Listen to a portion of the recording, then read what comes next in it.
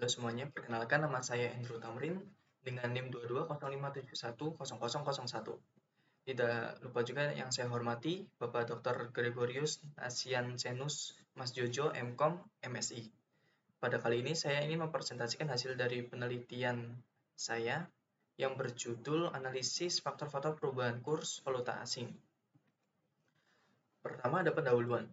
Perubahan kurs memiliki peran penting bagi perekonomian negara karena kegiatan perdagangan internasional yang melibatkan dua negara memiliki mata uang yang berbeda. Penggunaan mata uang dalam perekonomian terbuka ditetapkan dengan menggunakan mata uang yang telah disepakati. Standar kurs mata uang di dunia menyebabkan terjadinya risiko perubahan nilai tukar mata uang. Nilai mata uang yang stabil menunjukkan bahwa negara memiliki kondisi ekonomi yang relatif baik atau stabil. Perubahan nilai tukar mata uang rupiah terhadap mata uang dolar Amerika Serikat dipengaruhi oleh banyak faktor. Beberapa di antaranya adalah kondisi makroekonomi yang digunakan sebagai variabel bebas dalam mempengaruhi perubahan nilai tukar rupiah adalah tingkat inflasi suku bunga sertifikat Bank Indonesia atau SBI, net ekspor, dan pertumbuhan ekonomi. Berikutnya ada rumusan masalah. Yang pertama ada bagaimana pengaruh net ekspor terhadap perubahan kurs. Yang kedua bagaimana pengaruh investasi terhadap perubahan kurs. Yang ketiga bagaimana pengaruh inflasi terhadap perubahan kurs.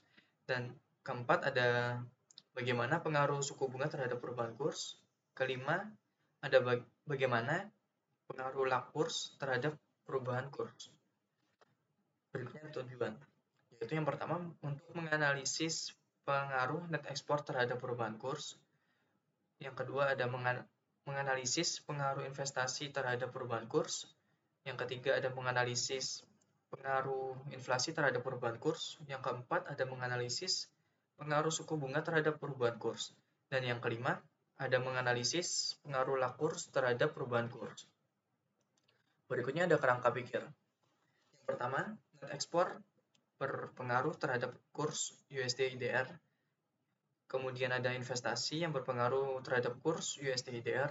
Yang berikutnya ada inflasi yang berpengaruh terhadap kurs USD/IDR. Kemudian kurs yang berpengaruh terhadap kurs USD/IDR. Dan yang terakhir ada suku bunga yang berpengaruh terhadap kurs USD/IDR. Berikutnya ada metode penelitian. Penelitian ini merupakan penelitian deskriptif. Populasinya adalah seluruh aktivitas dan kondisi nilai tukar rupiah terhadap Amerika Serikat di pasar valuta asing mulai dari tahun 2014 sampai 2024 pada data SECI. Teknik sampling yang dalam penelitian ini menggunakan metode purposive sampling. Jenis data sekunder yaitu data runtun waktu atau time series dengan skala triwulan yang diambil dari sumber data antara lain. Yang pertama ada Bank Indonesia atau BI, yang berikutnya ada International Financial Statistics atau IFS yang dipublikasikan oleh International Monetary Fund atau IMF. Kemudian ada buku statistik Indonesia yang diterbitkan oleh Badan Pusat Statistik. Dan yang terakhir analisis data regresi linear. Berikutnya ada hasil penelitian. Ya, uji asumsi klasin. Yang pertama ada normalitas nilai kurtosis standarisasi sebesar minus 0,77 atau 0,751 dibagi dengan 0,733 yang hasilnya kurang dari nilai 1,96 yang berasal dari tabel Z. Dengan alfa 5%, penelitian ini mendapatkan bahwa asumsi normalitas residual model terpenuhi. Berikutnya ada heteroskedastisitas. Nilai signifikan variabel bebas berada lebih dari 5% yang menunjukkan bahwa persamaan bebas dari heteroskedastisitas. Yang ketiga ada multi multikolinearitas. Uji multikolinearitas dapat dilihat dari tabel 4 yang mendapatkan angka melebihi 0,10, yaitu angka VIF kurang dari 10. Hasil ini menunjukkan bahwa persamaan bebas dari masalah multikolinearitas.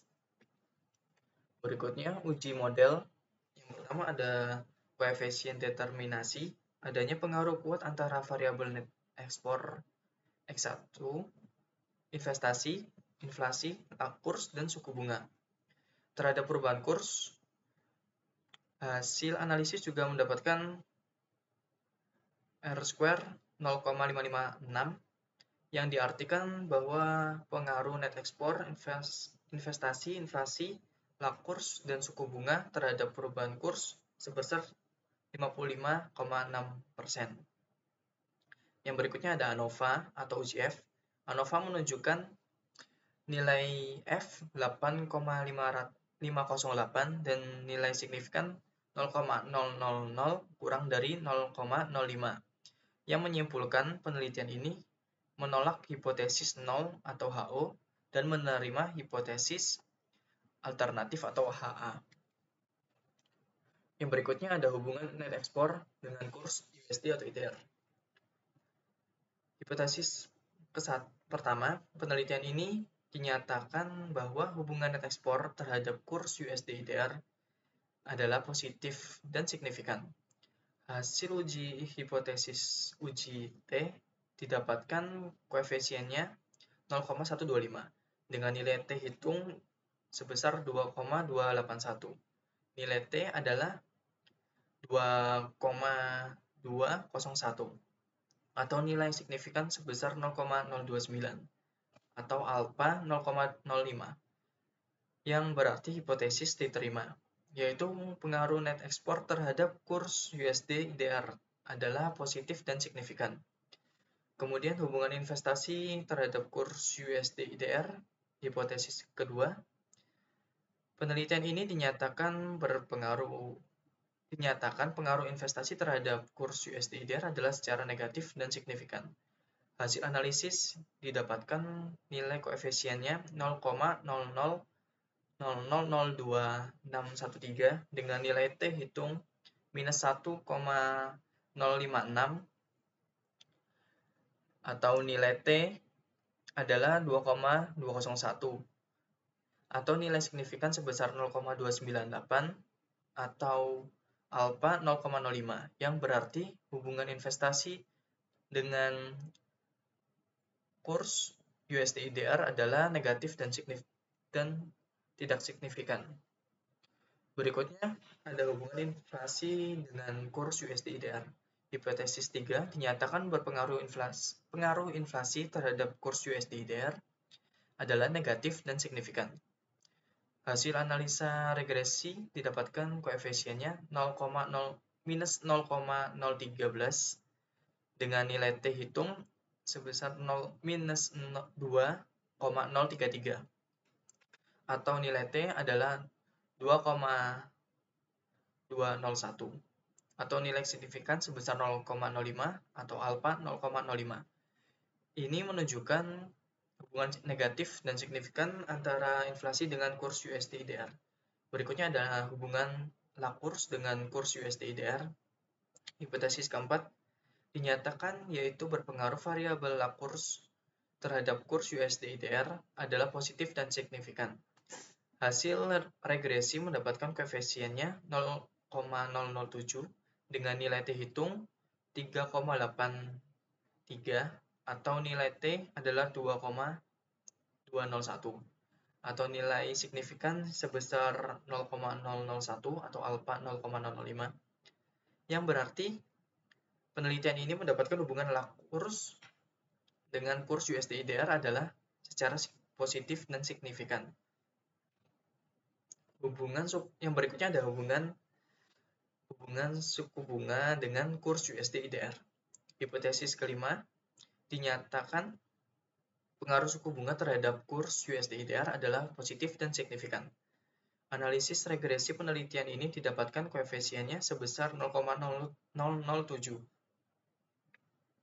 dengan nilai T hitung sebesar 0,573 atau nilai T adalah 2,201 atau nilai signifikan sebesar 0,57 atau alfa 0,05 yang berarti hubungan bunga dengan kurs USD IDR adalah positif dan tidak signifikan.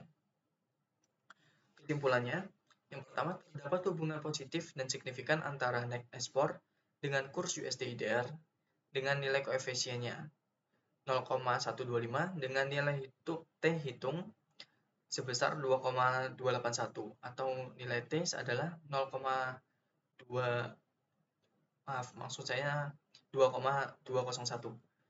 atau nilai signifikan sebesar 0,029 atau alfa 0,05.